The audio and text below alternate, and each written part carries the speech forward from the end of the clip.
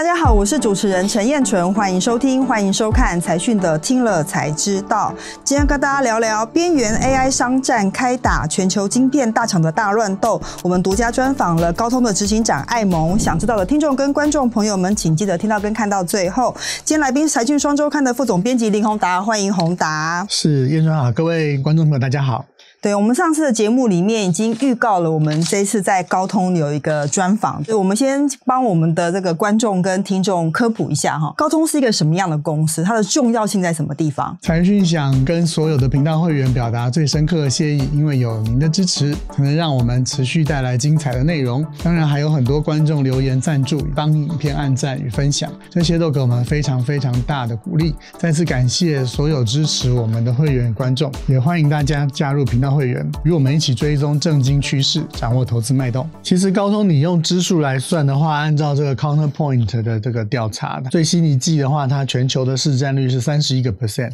那联发科是 32%。 如果你看这个营收的话，那就差异很大了哦。在第三季高通的这个营收换算成台币大概是1800亿哦，那但是联发科整个公司大概是1300亿。那联发科我们知道它的手机晶片大概占它整个公司大概一半左右嘛，对，所以高通在手机晶片的营收是远大于联发科，是，它也是全球最大。全球最大的手机晶片的厂商，那还有在其他的领域呢？在车用晶片，其实高通也是全世界这个营收最高的公司哦。那它一些知名的竞争者，像 Intel 旗下的这个 Mobileye， 那它最新一季大概一季营收是4亿美金，但是高通一季就是8亿美金，而且它是高速的成长啊，所以车用晶片它也是领头羊。那在 4G 的这个物联网市场，它的市占率也是全球第一。那加上其实它是终端的这个霸主 ，Meta 最近发表很多新的这种对厉害的眼镜，这个是矽谷寄望甚深的下一代的应用哦。Meta 在卖的产品里面是用高通的产品了，它跑在前面。那工业控制，高通今年才跟这个全世界最大的石油公司哦，这个沙烏地阿拉伯的石油公司宣布了一个物联网的合作，所以它在工控、在消费性产品、在物联网、在车用全面铺开。它都是世界第一，全球最大，这算是很不容易啦。那为什么我们要介绍它？是因为我们接下来要谈到说整个 AI 的时代的来临，除了云端 AI 之外，装置性的边缘运算 AI 现在看起来是新一回合的新战场哈。那宏达先帮我们讲一下说整个 AI 的发展脉络。之前是云端看起来很热哈，所以 NVIDIA 非常的火红。那接下来的趋势现在是到了新的回合了吗？其实在这个 AI 刚开始的时候 NVIDIA 很热的时候，我们就跟大家预告了一件事啊，就是说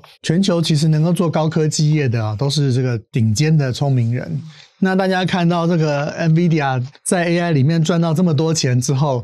那其他的这些 IC 设计公司就只会坐在旁边看吗？不可能，这是不可能的。在 NVIDIA 让它赚大钱的就是各种资料中心呢，其实只要加个 5% 把它变成需要 GPU 的这个 AI 加速器哦， NVIDIA 就有做不完的生意。但是它做的是云端，那这些聪明人怎么跟 NVIDIA 竞争呢？NVIDIA 的这个比较无法触及的地方啊，其实是在终端，因为就是装置上面装置这样，因为 GPU 比较耗电，对，所以呢，想要跟 NVIDIA 来抢食呢，就要从省电的装置来运行 AI 呢，来跟这个 NVIDIA 做出区隔，因为这个是黄仁勋呢一时达不到的地方，就是包括像手机啦、AI PC 啦，包括汽车这样的终端装置的意思啦。讲直接一点了，你如果要用电池跑24个小时都运行 AI 啊，那这个 NVIDIA 目前看是没有啊，所以这叫做边缘运算。什么叫边缘呢？边缘就是说我们在这个手机在车用这边算完了之后，只有必要的时候我们才跟云端来做一些沟通。那为了及时，为了隐私，你的重要资料不用送出去，我大部分的运算都在我的手机上完成的话，那你就不用担心说我刚刚跟这个老板通话的这个通话记录其实 Google 都 copy 一份，你不用担心这个。了解，刚刚宏达提到了嘛，说这个商机是存在且也非常大的，所以我们看很多大厂现在纷纷在边缘运算这一块纷纷跨足，看起来掀起了一个新的战火。我们几个场景想请宏宏达帮我们分享。所以在今年底其实发生了相当多事情都一一的就是感觉到大家在往这边布局第一件事情就是这个 Intel 跟超微合作说 X86 的生态系呢要把它维持住这过去没有发生，因为其实他们竞争其实30-40年了当然一些标准的开发有一些合作是有，但是整个 X86 生态系那这应该是第一次两个人一起站出来两个公司一起站出来。那竞争者在做什么呢？其实最明显的就是 ARM 的阵营，就是我们刚刚讲的省电我们的手机呢之所以现在可以跑一整天是因为这个 ARM 的技术。那可是 ARM 最近很特别他对他的大客户，我们刚刚讲了高通是全世界数一数二的手机晶片公司，这些公司基本上都是付授权费给 ARM 的人嘛，所以他是他的大客户。没想到呢，安谋最近对高通发出最后通牒，说60天内呢，如果你不把你最新的这些高性能晶片授权条件重新谈一谈的话，终止合约。他就说很严重你要销毁这些晶片。那这个高通就说这个是 ARM 不顾协议强行要提高这个权利金，他想多赚点钱。然后呢，这次我们专访的时候，其实这个高通的 CEO 也讲得很清楚，就是说他们这个新的处理器其实都是高通设计的其实跟 ARM 是没有关系的所以大家看起来闹得有点僵第三个就是说，其实联发科今年其实也宣布它的这个车用跟手机的晶片会统一用一个品牌叫天玑那我们都知道，其实联发科这几年在这个高阶的手机晶片的开疆辟土上面相当的有成绩，所以他们的手机的营收的成长率很高。那这个车用晶片的品牌跟手机用同一个品牌，意思就是说它会把这个手机上面所使用的使用者经验这些 AI 让你在车上也有这个体验。所以我们看到它也想要打通边缘的 AI 的这个平台。那其实外电也有报道，联发科跟微软呢筹划未来的合作就是 ARM 处理器在 P 上处理器除了高通能做之外，外媒也在想会不会微软也会希望其他有更多的竞争者进来，那包括这个联发科来做一下这个 AI 的 PC。 最后一个其实最大咖就是苹果这个苹果的 M 系列的这个 CPU 是最早有 NPU 的这个计算能力的，对，那它也是最早推出边缘运算的。那现在大家就可以开始来使用这个苹果的边缘运算，它叫做 Apple Intelligence 这样的功能。我想代表大家都在动，往这个边缘 AI 运算的方向在移动。对，我觉得4个场景充分解释2件事情第一个就是说 AI PC AI 手机、汽车装置的边缘运算看起来是一个新的趋势。第二个，看起来跨平台整合非常重要，大家都想要做一个贯穿这些装置的边缘运算的这个系统或是平台。那其实这次宏达专访了高通的 CEO， 我觉得他对于边缘运算 AI 这件事情，他其实琢磨非常多那可不可以先帮我们讲一下说，他认为边缘 AI 的出现改变了什么事情啊？其实他这个里面让我觉得特别有意思的一件事，就是他认为其实边缘 AI 的出现就像滑鼠一样，它是一个改变人机界面的一个设计。什么意思呢？以前我们假设我们操作这个用手机转账，现在用手机转账就已经很方便了，不用临柜嘛， 对不对？但是我还是要按第一层我要选择银行服务，第二层我要选择外币，然后我才能转换的美金。他的意思就是说，以后呢，你只要对你的手机说，来帮我把我户头里的台币转5000块到这个美金，就结束了。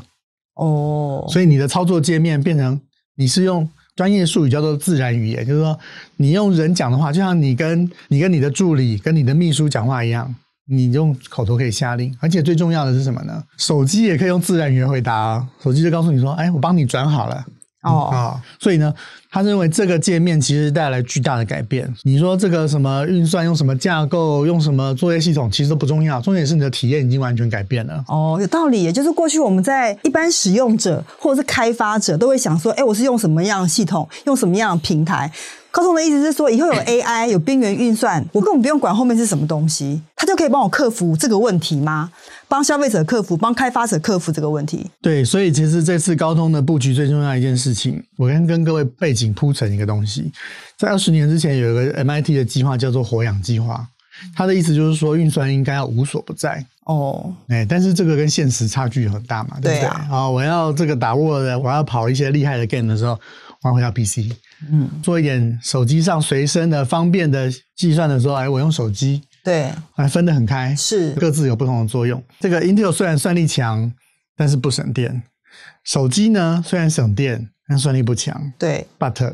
如果有一天出现一个算力强又省电的时候，这些就不重要了。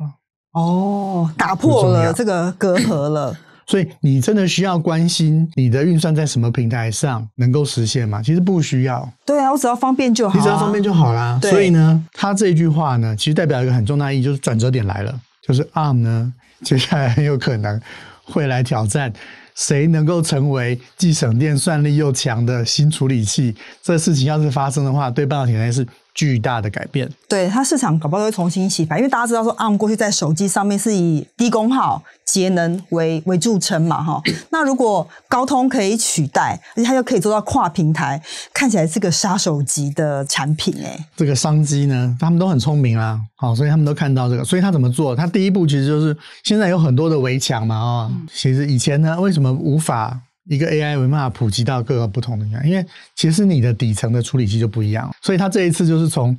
基础开始把这个基本的处理器呢重新设计，而且他做了一个很重要的事情，这个处理器的设计呢，我要推到 PC 里面、手机里面，然后车子里面，以后都要用这个相当类似的这个架构来做我晶片的架构。今天叫你参加赛车，你总不能骑机车去嘛？现在每个人都配备一样的汽车了。那我上面就可以跑差不多的服务啦，对不对？所以第二层做什么？第二层上面就铺一个软体开发平台。现在大家开始买那么多的 GPU 干嘛？训练模型。训练模型是为了什么？为了提供服务嘛。所以呢，高通其实已经想象到，各位可以看我们这一期的杂志，他认为以后就是会有很多的这个 AI 助理还不是只有一个，助理会很多个，它会多到像一个乐团一样。所以呢，他说就会出现一个指挥还会有个总秘书的，你这个负责我们刚刚讲金融嘛，负责金融的秘书来处理账务，负责日历的帮我排程负责导航的大家一起合作。那所以呢，他做了一个软体开发平台之后呢，让这些开发各式各样的模型的公司呢，我只要开发一次，我就可以把它用在 PC 上，也可以用在手机上，也可以用在车用。其实我们都知道，资料就是新的石油嘛，它可以让你，它是最关键的，赚资料，我能够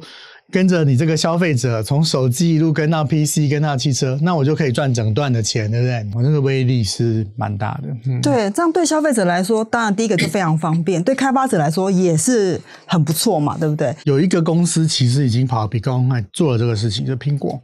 那苹果因为它自己拥有手机，它拥有这个 iPad 有平板，对，它也有 PC， 就是它的这个 MacBook， 然后但是它没有车。那我们讲高通在汽车是领先的，所以是高通等于是在开放的，在各种不同的作业系统里面，各种不同的这个晶片架构里面，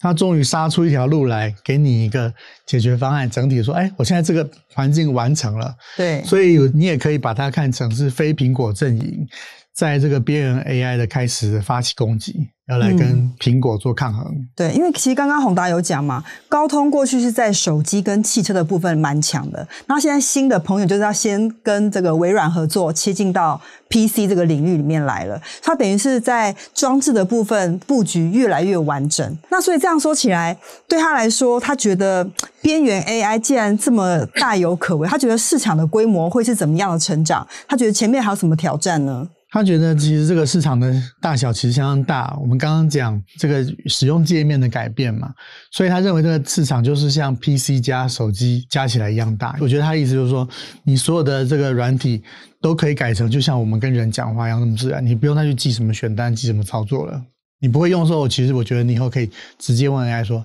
我怎么样才能够使用你这个功能？真的好可怕，这以后的真的是颠覆性的改变欸。那其实除了高通之外，其实上次我们访过 AMD 嘛，接下来还有联发科，我想他们应该都会在这个领域上面，针对边缘 AI， 针对跨平台，都会有一些动作吧。我们举一个最简单的例子好了，现在联发科都在干什么？现在联发科到处都在盖 AI 机房。它需要巨大的算力它在先扩充自己的云，而且联发科也在积极的打造它的达哥生态系应用以前你很少看到联发科自己说企业应用你可以用我的，现在它是对台湾的企业开始不断的推它 AI 应用，大家都在布局。对，那有一件事情我其实也蛮想好奇的来问宏达，就是说大家都觉得 AI 很热哈，但是其实一般消费者还没有感受到所谓杀手级的产品应用。那所以高通的 CEO 他怎么观察到底他现在布局这个装置边缘 AI 这件事情，到什么时候才会进入那个甜蜜点大幅的成长的情况？他们认为这个东西能不能发展的关键指标就是 AI PC 跟 AI 手机的普及率。那这个东西其实非常的简单，我认为它确实一定会快速普及。为什么？你去看 AMD 看 Intel 看这些公司接下来所推出来的新品的计划，都会发现其实已经几乎都是有 NPU 的 AI PC 了，就是说它很像 5G 一样，不管你要不要用 5G 的这个服务，你手上拿到的都会是 5G 手机。你现在要去买 2G 手机没有，你要去买 3G 手机，对不起，没卖。对，所以他就是先把这个平台布好，把这个平台放到每个人的手里之后，再吸引开发者来开发一些大家会令人惊艳、耳目一新的新应用。那其实这个应用他也告诉你了，其实你只要把它改成用一般人能够听得懂，连不会打字的小学生都会用的服务，那你就站上这个叫做 AI First的服务。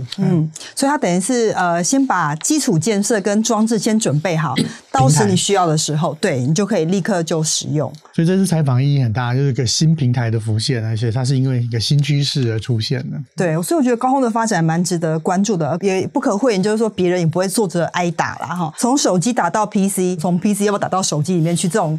跨域竞争，我觉得是蛮精彩的。到时候我们要请宏达多跟我们多分享一些。但既然这次访到了高通的 CEO， 我觉得有一个问题大家非常关切，就最近一个很夯的新闻嘛哈，就要不要买 Intel 这件事情，你应该也有问他吧？他怎么回答这个问题？他其实就是说我第一层其实是问他说你要不要进云端。因为其实我去谈那个高通的这个产品的时候，其实发现它其实是有资料中心或者是 server 级，它也可以做一些云。是。那他们是说他们在云端推论确实是有一些利基，但是他现在精力都集中在装置端，因为我们刚刚讲了嘛，你光是要把这个 AI PC 的这个普及率这些把它布出来，其实我相信也要花它相当多的力气，而且后面有很多追兵嘛，你要赶快全力把这个平台做出来。那第二层我们就接着问他啦，因为你如果要上云的话，你其实是需要 X86 嘛，我们问他说，那请问你会不会考虑买这个 Intel 的这个 X86 的设计团队？他就说我们现在不谈 X86 啊，因为他们认为他们的平台叫 Snapdragon， 所以我们现在就是全力专注在 Snapdragon， 所以看起来至少现在不是他的这个重要任务了。了解。那我也蛮好奇说，那 CEO 既然聊到的这个市场的变化，那大家会想知道说，那台厂他怎么看台湾厂商？我有什么合作机会吗？或者是说有什么商机可以看吗？我们其实特别问他的这个内容，其实说很多这个 PC 厂商或我们 PC 的供应链以前不见得有那么多机会可以接触 AI， 他们现在有没有机会？他说其实高通非常看重台湾的 PC 供应链，而且他们认为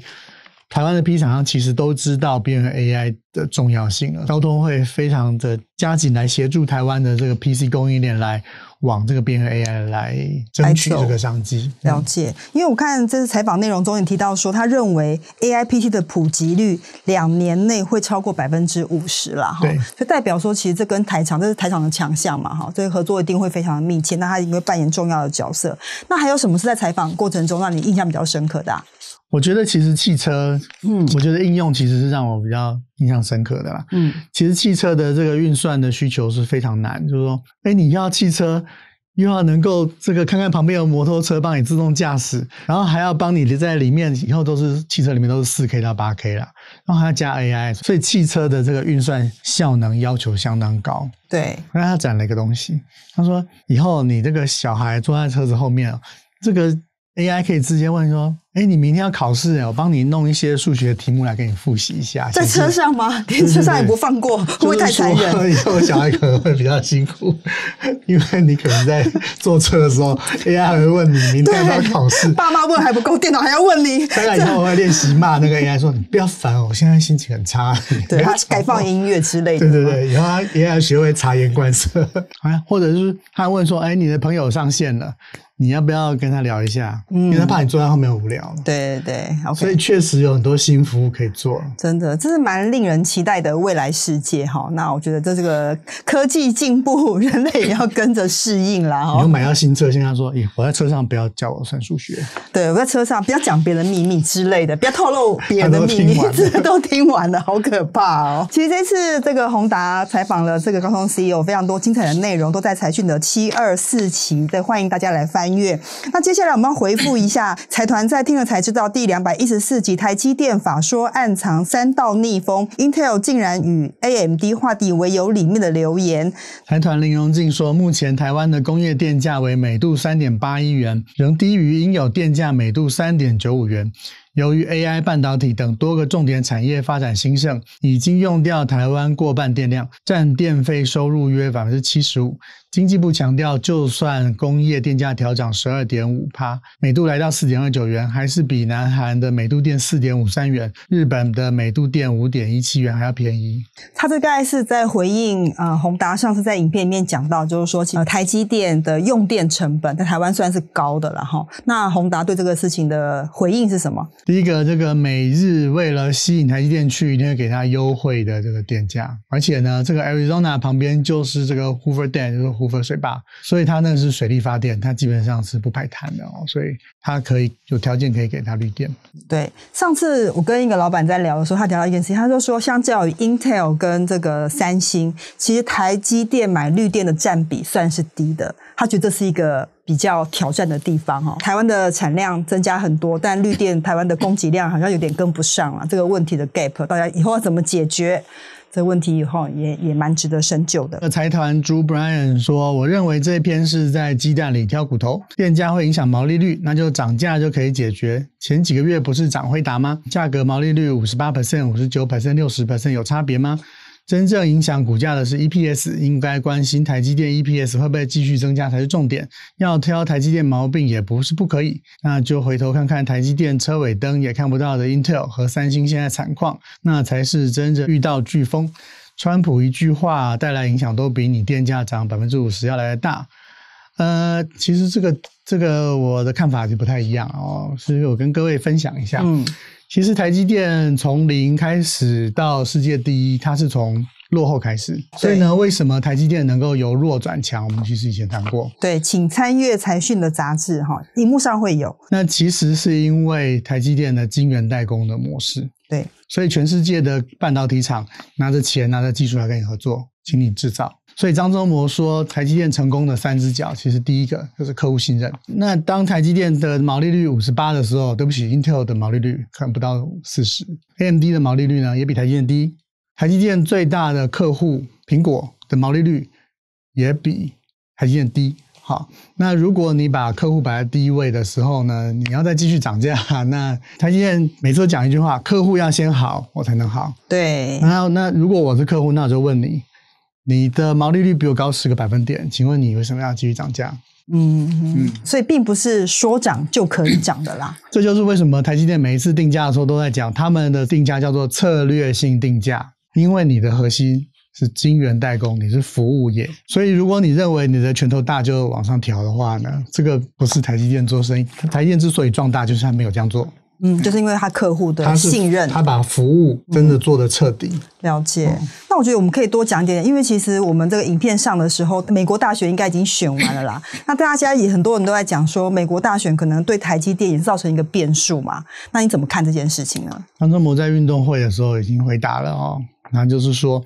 目前就是我们在这个地缘政治里面最挑战的一段来了，但是台积电会取得最后的胜利。太好了，这个结论真的很不错。不管中间会有怎么样的波折跟波动，最重要这句话嘛。但是我觉得前面还是要讲一下最挑战的部分，技术的竞争、资本支出的竞争。但是如果是比不是这些的时候，那就是我们刚刚讲的最挑战的一段，就是政治问题，跟你比法律，跟你比禁令，所以我还是回到刚刚那个，台积电是因为全世界的这个半导体公司都支持它，所以台积电一年可以拿出接近1兆台币的这个资本支出。美中2大国都想要半导体，所以这个就是张忠谋所要讲的，半导体跟台积电已经是必争之地了。所以短期来看，大家很在乎川普，但是说实在话，政治的这个变化，短线上其实没有办法撼动的太多，因为你真正的靠山是数十年累积的客户信任，以及他们所给你的资源。虽然台积电的客户很多都是美国 IC 设计公司，但是他们其实都还是来找台积下单，并没有说我现在大量下单就找 Intel。 美国 IC 设计公司有的是非常多的钱，对，但是这件事并没有发生，他们是非常信任台积电，这是最核心。所以我觉得政治上所带来的影响是比较短期的。了解，好，这样子我们就放心了。真的非常感谢宏达帮我们下这样结语啦，就是说当然我们是期待说台积电最终会获得胜利跟成功。今天非常感谢宏达的分享，如果你想了解更多的内容，欢迎购买财讯第724期杂志，里面有更详细的介绍。听了才知道，我们下次再见，拜拜。